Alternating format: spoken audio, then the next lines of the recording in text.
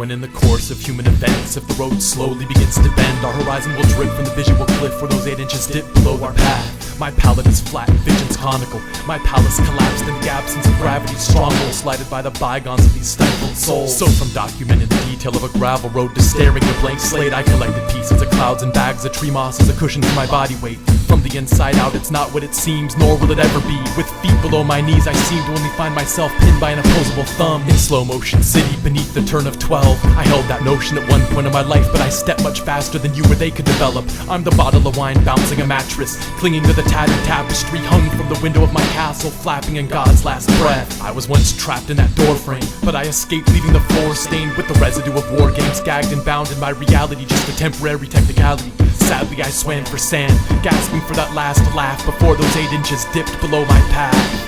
Serving my winking hindsight on a platter constructed of guiltless penury, my starving resolution makes change with fossilized eyes. I grin with composed indifference, capturing something of being and nothingness. Thought validation sharpens blades of function, baited by lip blessings and combustible destruction. Choking self-coaxingly on an overseasoned sense of will.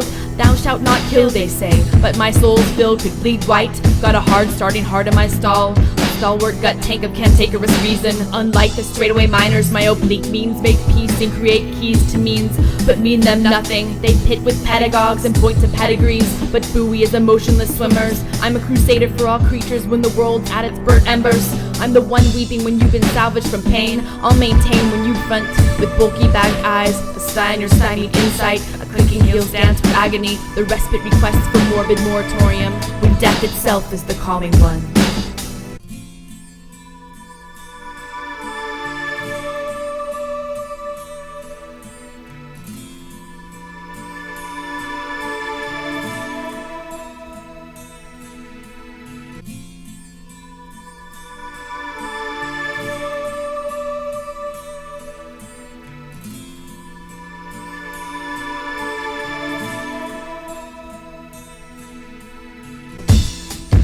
I'm like a stranded oil tanker on land, like a caveman shaking his own hand, but the world moves at a trillion glances per fate. My chance to enjoy what little space I can create. I wait, rather irate, at times I should pray. Stay awake until daybreak comes back with concealed suns tucked away like concealed guns. It's one son of mammal, stranded in the land of the rising sun. These acts ain't done dirt cheap. Curved streets meet brainwashed feet, leave offbeat paths like deer tracks. Here flags are raised in the glory praised by the enemy's warnings.